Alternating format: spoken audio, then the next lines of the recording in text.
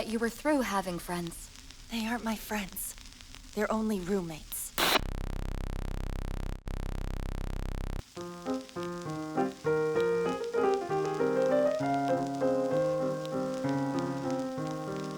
A couple months back, I made a video about Madoka Magica's exploration of weakness, how its characters did or didn't react to theirs, and what we could learn from its impact on their stories. When I recently started Magia Record, I never thought of adding onto a video like that. Based on a mobile game and as such needing to include a whole host of now fan favorite characters, it had a much more distinct vibe from the original. For the anime that started it all, the tight-knit cast provided most of the focus and strength which made the series as amazing as it was. The twists and turns, the gut-wrenching reveals drove the plot forward with an intensity which amplified each and every tragedy which played out before us. Those are two things that Magia Record could simply never recapture based on its origin and its time. But I went into the experience knowing this, knowing that others had already been disappointed, and tempering my expectations that this was going to be something much different. So I'm not going to talk anymore about how or why it was, because it was simply intended to be so. The only thing I think may deserve a standalone video is the treatment of the original cast, who played bit parts relying wholly on other bit parts in a very forced attempt to include the faces which everyone would recognize in a few post-credit scenes and episodic reveals. When including characters from related media makes you have to work an F-plot into your series, and they only matter to that F-plot, then you probably just shouldn't include them. But before I get carried away, I'll move on. I didn't expect to make a follow-up to a video on weakness with Magia Record because I didn't think it could improve on the original. And it couldn't. But it did give us a different and meaningful, if a bit less impactful and specific look at a new side of it.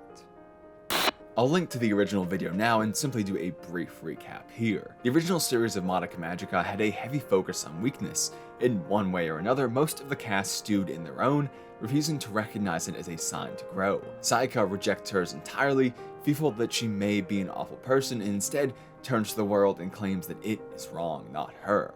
Kyoko isolated herself because when she did try to help others, it only led to her pain, so she ignores her weakness and decides she simply won't ever engage in the source of it again. Mami knows she's weak, but makes herself appear perfect as a cover, an attempt to finally not be alone, but in this she's never able to fully be herself or find help. Homura and Madoka each do something with their weakness, but still very much solo. Homura takes her weakness and changes the world, making a space where things which made her weak no longer do so. And Madoka is the opposite, recognizing what she sees as her own faults and changing herself to try and make the world a better place instead. And a big part of that is because she's the last to make her wish, she witnesses how everyone else and how they failed and takes that into account, making the only fully thorough decision. Where they all sought to be alone, she tried to bring them together, both a shoulder to cry on for Mami and Sayaka, an attempted peacekeeper with Kyoko, and the only one who tried to understand Homura. From this togetherness, she becomes much greater, and this is what Magia Record advances on, the idea that weakness doesn't have to be a solo venture of growth or of destruction. First, let's look at the negative side of things, the way togetherness, when abused and bastardized, can become a tool of the wicked. I don't think there's any secret to who this is in Magia Record, the Wings of Magius. At the core of their ideals is a rejection of weakness, a game of perception where you provide yourself false strength. The way they achieve this is, in essence, through a conspiracy theory-laden, hateful cult. They make the world appear weaker by placing their own mistakes and their own fragility onto others outside of their group, outside of magical girls. They are at no fault for their wish, it was all Kyubei's fault for abusing their power. They stress this, the idea that it's their magic, simply abused by others even when they could have never used it without them. They reject the responsibility for this wish, in some ways fair, but in others not. Were they misled about the consequences? Yes, they were, but does that mean they have no responsibility for their actions? They have to fight witches and face a constant stress distinct from normal life, but does that make them as oppressed as they claim to be? They got the privilege to make anything they wanted come true. They may have had a shit deal, but they did get something for it. Is that the oppression they claim it is? The Magius have a point. I'm not so cold as to say magical girls are lucky, but they simply have a greater version of power we all do. We all have wishes, they just normally take much more time to achieve, and we all struggle for them, it's just not so recognizable, not so immediate, or all clustered together. Being a magical girl is like taking this process and squeezing it down, all the joy and all the pain, into a much shorter amount of time. In a way, a wish is skipping past the work that must be done to try and achieve happiness, and you could say that's likely why they always fail and have such a high cost in other ways. It may be awful and manipulative on Kyubei's part, but it's not oppression. Magius takes these feelings and convinces magical girls that it is oppression, turns these feelings into weaponized hate. They take mistakes and turn them into finger-pointing and blame. They take isolation and turn it into persecution. They take fear and turn it into conformity. They recognize weakness, attempt to cleanse it by being together, but they take the path which leads to ruin. When faced with weakness, there's a spectrum of decisions we can make, but simplified down, there are two forks. One where we look at ourselves and see these faults, compare them to the image of who we want to be to confirm that there does need to be a change, and then start to make that change. It assumes that one party is wrong, your own. The other path is one which makes a mockery of Occam's razor, declaring that against all assumptions, you are right and the world is wrong. Your mistakes are actually theirs. You are strong, they are all weak. You recognize weakness in your situation, but don't recognize it as your own. Where the original cast didn't recognize it until it was too late to make this decision, save Madoka, these girls have the choice, and Magius attempts to lead them down that path of ruin. Part of how it does this, and the literal weaponization of this weakness, is the Doppel System. If we look at Doppels as a rejection of witches, an interesting point appears. Because witches are normally the point where a magical girl comes face to face with their weakness, understanding it to be undeniably their own. When Sayaka can no longer hide behind justice, when Homura can no longer hide within her own mind, these are the moments where there is no more rejection of the issue. So becoming a witch is seeing that you are weak and falling to the despair that that's all you ever could be. That makes a Doppel the rejection of weakness in a way, the exact thing Magius seeks to do. Where before they had to worry about themselves, not able to fling recklessly into battle, now they can without worry of becoming a witch. They are stronger in this way, but only to a point. As we see, the Doppel system has its own end not unlike that of a witch. When they overuse and abuse this, they reach a point where the Doppel overtakes them, traps them in their own hate and despair, forever in the stasis of that negative emotion. Their weakness, no longer refusable, controls them, lashing out at the rest of the world as if they were strong. This may hurt others, they may overtake them in physical strength, but to what end? They can destroy the world, but why would they do it once they've lost themselves? The only reason would be to try and be strong, strength for the sake of nothing but strength itself. To destroy everything else so nothing can prove that you are actually weak. I don't think we can call that kind of thing a true form of strength. I think Iroha's Doppel and the world it creates in her mind can provide an example of this. It's a world which, if you gauged it based on her, would seem perfect. But if you looked around in any critical capacity like Yachiyo does, you would see it's nothing but a bastardized recreation. It literally stitches over the points which may have provided weakness, making a new Yui, providing an infinite source of grief seeds so they could all stay together forever. It removes the points where Iroha feels weak. And in an interesting twist, why would it even keep witches at all if this world was perfect? Why not make these friends human again if this world can be anything? I think it speaks to the point of Magius, trying to take the benefit without the cost. Being magical girls and getting wishes, but never having to worry about the negative aspects that come with it. So here, the witch is easy to kill and gives them enough grief seeds so long as they would ever need. This is a world which rejects weakness, and so it can't really compensate for it correctly. It can only mimic what it thinks strength would look like without ever having seen it before. That's why it doesn't want them to look, why it lashes out at Yachiyo for seeing how clearly fake it all was. Because this kind of false strength is a castle built on sand, one which requires the assumption that everyone else is wrong and that you are always right. That's weak, that's a Doppel and Magius, and the weaponization of weakness. I've been forcing you to be my friend. It must have been so awful. I'm sorry. We're the only ones going through this, and we have to live every day feeling guilty just for being alive. It's more than I can handle. I can feel myself being sucked in, deeper and deeper, into the depths of my very being. The other side of this story is Mikazuki Village and its past and present members who respond to the crisis the Wings of Magius create. To understand their power and their victory over this enemy, I think we first have to understand what created that enemy.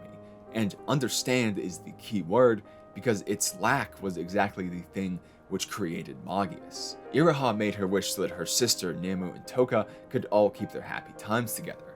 But in making that wish, Iroha removed herself, and she was the thing which made them happy. Then those three make a wish for the sake of Iroha's happiness, but in doing so remove the source of her happiness, which was them. By not understanding what made the other happy, or at least thinking they could replace it, they wished for situations which made them all unhappy. And Magius, headed by Nemu and Toka, maintained this nature of misunderstanding by telling magical girls they need not understand themselves to become strong, as we explained earlier. But this is also where our good side begins, by fostering understanding. It starts at that fork in the road, taking the path which rejects the ideals of Magius and recognizing that there is a mismatch between the strong you inside and the weak you outside. For them, it's being aware that they made a decision, and now they're dealing with the fallout of it, for better or worse. That the world they inhabit now would not exist without it. You can't look at your present and refuse to acknowledge the past that created it. I think one of Yachiyo's lines sums this up best. A magical girl's fate is the price they pay for the hope they wish to have. Now, for most of the rest of this video, I'm gonna focus on the end of the anime here simply because I think it provides us with the best example, but I do think understanding one another is a savior of the anime from day one. Rena and Kade's arc to open the series is solved, at least for a time, not by the fight against an Uwasa, but rather what comes after, the talk where they finally say why they each care and explain their own unique ways of doing so. It's the same with Felicia and the current residents of the villa, who don't cast her out for her rage like others before, but listen to and understand why she feels so. Sana joins the group because she begins to understand herself and what she wants her family to be. She sees her biological one which doesn't provide it and her new one which does, because it's not just about knowing others, but what you want them to be to you as well. And when things start to fall apart is when understanding is defeated by those negative emotions Magius requires. When Mifuyu returns to prey on Yachiyo's fear, making her isolated once again. When they force strength onto Surino like she'd been doing to herself for so long. When Mami's emotions are jumbled and abused to turn care and fear alike into another literal weapon. Understanding why others felt what they did is what held them together, but entering a space which convinces them they'll no longer need to do so pulls them apart and makes the situations where they'll give in to fall to their worst feelings for eternity. It's no mistake that when Magius' plan begins, the Doppels go out of control because those are the emotions that they'd been using the entire time. But naturally, understanding is the key to fixing this situation as well. Those who are stuck in that world of bastardized power are shown that they are understood for who they are, for their success and their failure, their highs and their lows. Mifuyu explains, "I was ashamed of being weak, but because I'm weak, I can relate to their tainted hearts. I can understand them and help them." This is crucial because, as we said last time, weakness and strength are a matter of perception. If you're only ever around those you think are worse than you, then you'll find yourself strong. But if you believe everyone around you to be better, then you'll find yourself weak.